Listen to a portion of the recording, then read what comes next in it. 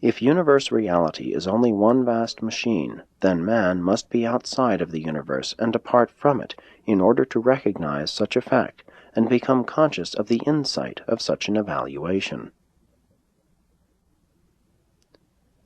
If man is only a machine, by what technique does this man come to believe or claim to know that he is only a machine? The experience of self-conscious evaluation of oneself is never an attribute of a mere machine. A self-conscious and avowed mechanist is the best possible answer to mechanism. If materialism were a fact, there could be no self-conscious mechanist. It is also true that one must first be a moral person before one can perform immoral acts. The very claim of materialism implies a supermaterial consciousness of the mind which presumes to assert such dogmas. A mechanism might deteriorate, but it could never progress. Machines do not think, create, dream, aspire, idealize, hunger for truth, or thirst for righteousness. They do not motivate their lives with the passion to serve other machines and to choose as their goal of eternal progression the sublime task of finding God and striving to be like Him. Machines are never intellectual, emotional, aesthetic, ethical, moral, or spiritual. Art proves that man is not mechanistic, but it does not prove that he is spiritually immortal. Art is mortal morontia, the intervening field between man the material and man the spiritual. Poetry is an effort to escape from material realities to spiritual values. In a high civilization, art humanizes science, while in turn it is spiritualized by true religion, insight into spiritual and eternal values. Art represents the human and time-space evaluation of reality. Religion is the divine embrace of cosmic values and connotes eternal progression in spiritual ascension and expansion. The art of time is dangerous only when it becomes blind to the spirit standards of the divine patterns which eternity reflects as the reality shadows of time. True art is the effective manipulation of the material things of life. Religion is the ennobling transformation of the material facts of life, and it never ceases in its spiritual evaluation of art. How foolish to presume that an automaton could conceive a philosophy of automatism, and how ridiculous that it should presume to form such a concept of other and fellow automatons. Any scientific interpretation of the material universe is valueless unless it provides due recognition for the scientist. No appreciation of art is genuine unless it accords recognition of the artist. No evaluation of morals is worthwhile unless it includes the moralist. No recognition of philosophy is edifying if it ignores the philosopher. And religion cannot exist without the real experience of the religionist, who, in and through this very experience, is seeking to find God and to know Him. Likewise is the universe of universes without significance apart from the I Am, the infinite God who made it and unceasingly manages it. Mechanists, humanists, tend to drift with the material currents. Idealists and spiritists dare to use their oars with intelligence and vigor in order to modify the apparently purely material course of the energy streams. Science lives by the mathematics of the mind. Music expresses the tempo of the emotions. Religion is the spiritual rhythm of the soul in time-space harmony with the higher and eternal melody measurements of infinity.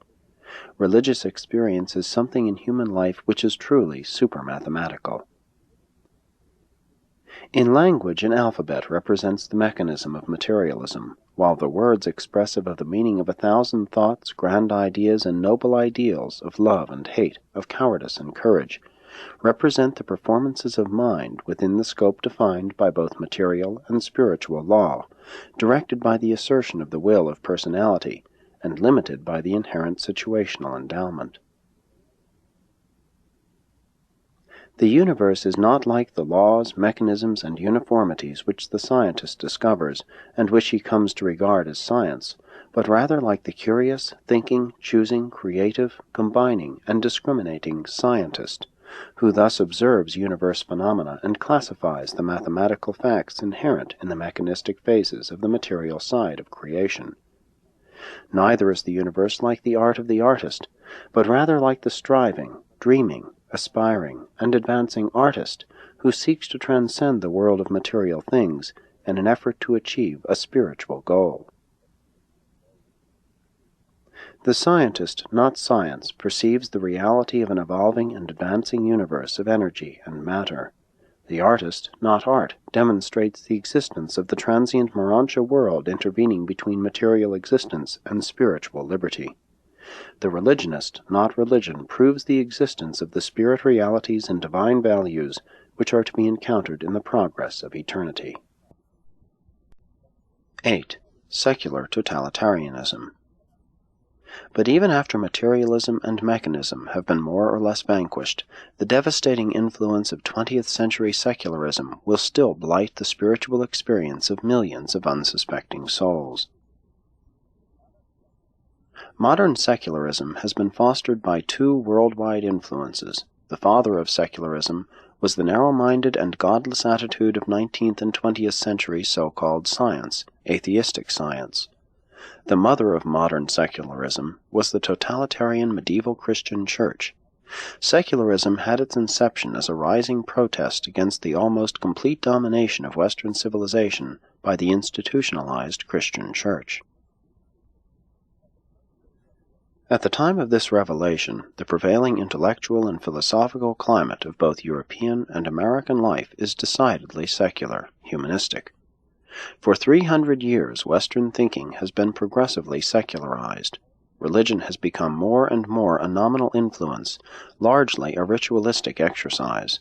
The majority of professed Christians of Western civilization are unwittingly actual secularists. It required a great power, a mighty influence, to free the thinking and living of the Western peoples from the withering grasp of a totalitarian ecclesiastical domination. Secularism did break the bonds of church control, and now in turn it threatens to establish a new and godless type of mastery over the hearts and minds of modern man. The tyrannical and dictatorial political state is the direct offspring of scientific materialism and philosophic secularism.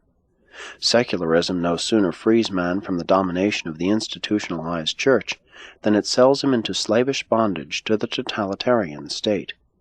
Secularism frees man from ecclesiastical slavery only to betray him into the tyranny of political and economic slavery. Materialism denies God. Secularism simply ignores him. At least that was the earlier attitude. More recently, secularism has assumed a more militant attitude, assuming to take the place of the religion whose totalitarian bondage it one time resisted. 20th century secularism tends to affirm that man does not need God. But beware, this godless philosophy of human society will lead only to unrest, animosity, unhappiness, war, and worldwide disaster. Secularism can never bring peace to mankind. Nothing can take the place of God in human society. But mark you well, do not be quick to surrender the beneficent gains of the secular revolt from ecclesiastical totalitarianism. Western civilization today enjoys many liberties and satisfactions as a result of the secular revolt. The great mistake of secularism was this. In revolting against the almost total control of life by religious authority, and after attaining the liberation from such ecclesiastical tyranny, the secularists went on to institute a revolt against God himself, sometimes tacitly and sometimes openly. To the secularistic revolt you owe the amazing creativity of American industrialism and the unprecedented material progress of Western civilization. And because the secularistic revolt went too far and lost sight of God and true religion, there also followed the unlooked-for harvest of world wars and international unsettledness. It is not necessary to sacrifice faith in God in order to enjoy the blessings of the modern secularistic revolt, tolerance, social service, democratic government, and civil liberties. It was not necessary for the secularists to